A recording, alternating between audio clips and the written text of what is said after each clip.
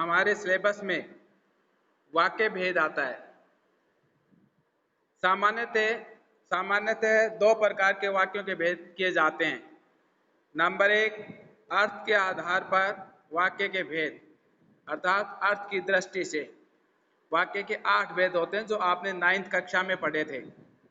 Number 2 है रचना के आधार पर वाक्य के भेद, जिसकी कहते हैं हम रचना की दृष्टि से। 3 भेद होते हैं। तो हमारे सिलेबस में है, पाठ्यक्रम में है, रचना की दृष्टि से वाक्य के भेद।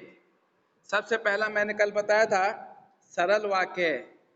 नंबर 3 का सबसे पहला सरल वाक्य, नंबर 2 संयुक्त वाक्य, नंबर 3 मिश्र वाक्य। अब हम पढ़ेंगे सरल वाक्य। सरल वाक्य किसे कहते हैं? जिस वाक्य में एक मुख्य क्रिया हो उसे सरल वाक्य या साधारण वाक्य कहते हैं। क्या बताया?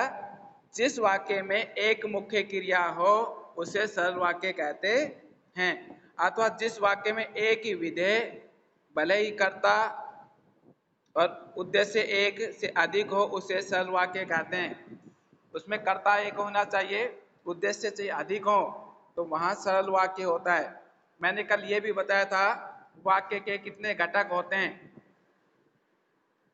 वाक्य के घटक बताए थे। घटक 2 होते हैं। घटक कितने होते हैं? 2। कौन कौन से? उद्देश्य और विधेय। कर्ता उद्देश्य होता है और कर्ता जो कुछ कहता है, कर्ता के बारे में जो कुछ बताया जाता है उसे विधेय कहते हैं।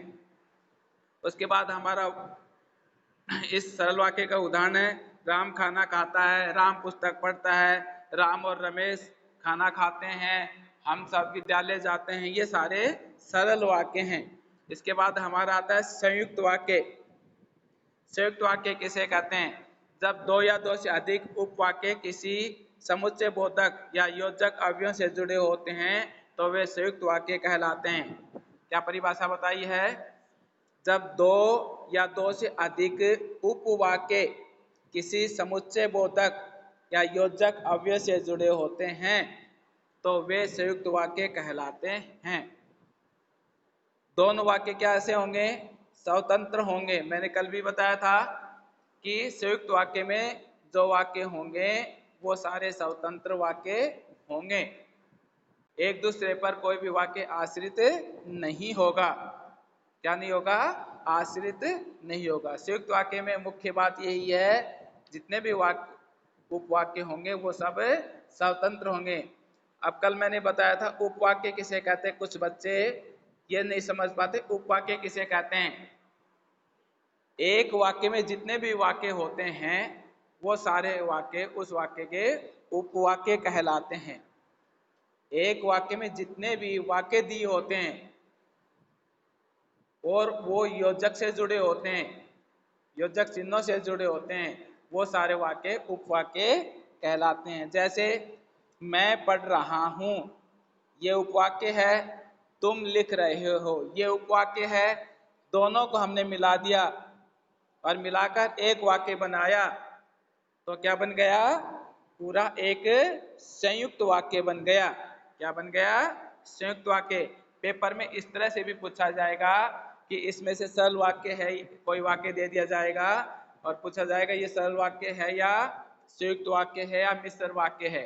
तो ये पहचान रखनी है, दोनों वाक्य स्वतंत्र होंगे। ये अपना काम कर रहा है, ये अपना काम कर रहा है, और ये बीच में और जो है समुच्चय बोधक अर्थात योजक चिन्ह है, जोड़ने वाला। योजक होता है जोड़ने वाला।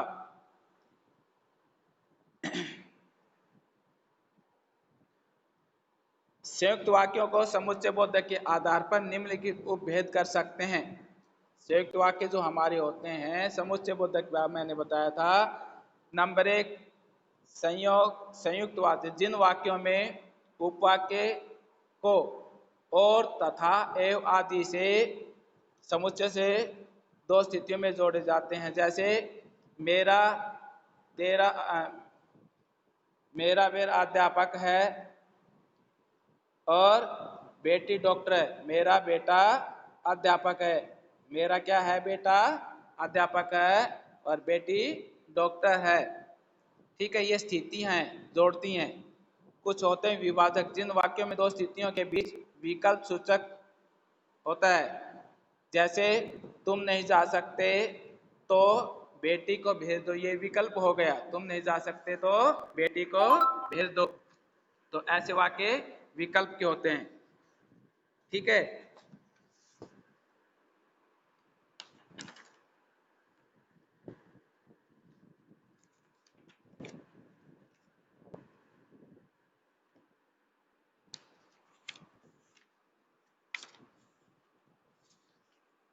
अब इसके बाद हमारा आता है विरोध सूचक की बात करते हैं हम विरोध, तो वो विरोध सूचक होते हैं।